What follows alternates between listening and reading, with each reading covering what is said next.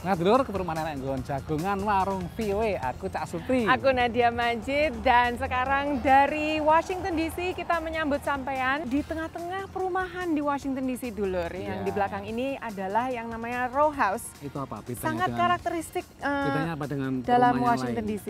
Bedanya itu ya itu mepet-mepet aja, Mepet-mepet. Cak. Jajar-jajar itu nih ya? Dijajar-jajar. Ini kayak kuno-kuno ini ya? Kuno memang, Sejak memang kapan sudah sejak abad ke-19 ya, awal-awal abad ke-19 sudah ada di sini.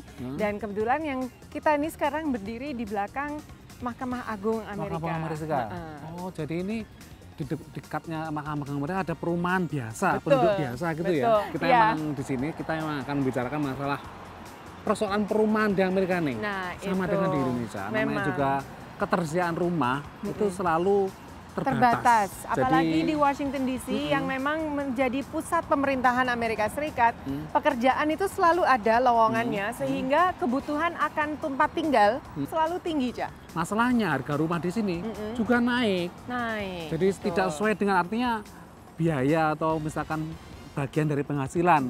Itu kalau misalkan untuk dibelikan rumah itu wah pasti agak beratan nih warga biasa ya, kecuali orang kaya itu tidak masalah Ya, untuk membeli sehingga rumah. pemerintah punya beberapa program untuk membantu warganya untuk memiliki rumah, properti. Iya. Karena mereka melihat ini sebagai sebuah investasi dan juga kemapanan hidup ya, Cak ya. Salah satu kebutuhan dasar manusia lah, Betul. punya tempat tinggal yang nyaman.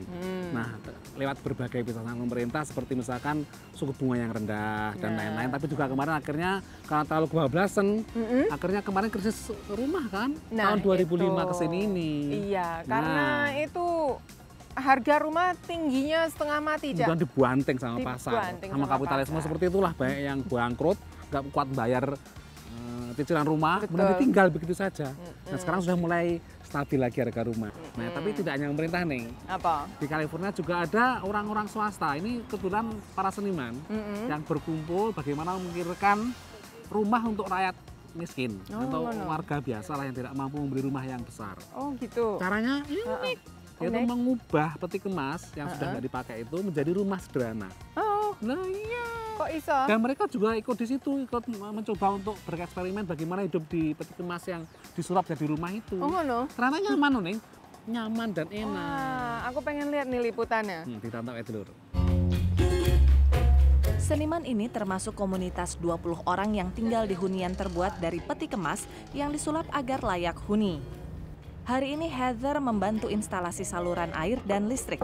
And we kind of all have enough tools that we can pass them around so that everybody has the resources they need to build what they want. Sebelumnya Heather dan pasangannya Luke tinggal di peti kemas di sebuah properti di kawasan industri yang mereka beli bersama sejumlah teman. Namun mereka diusir Pemda San Francisco yang menilai hunian mereka menyalahi aturan zoning. Kini mereka pindah lokasi.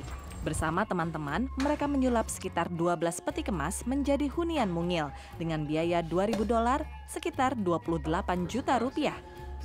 A roof that doesn't leak and a floor that's level. So from there, it's more or less aesthetic modification.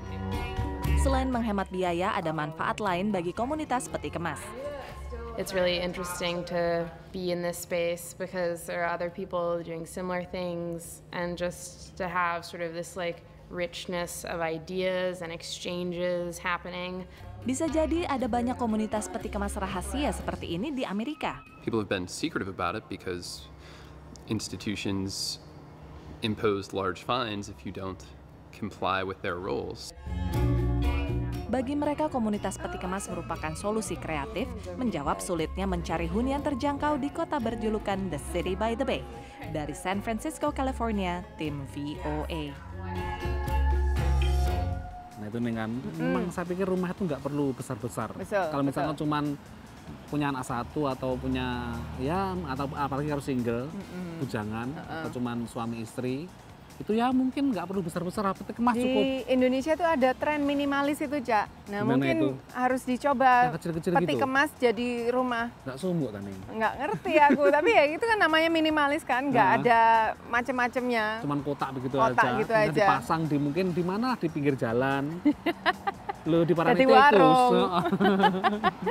Ya bener. Ojo nang Dinti, kita akan kembali dengan cerita-cerita menarik tentang perumahan di Amerika Serikat setelah pesan berikut.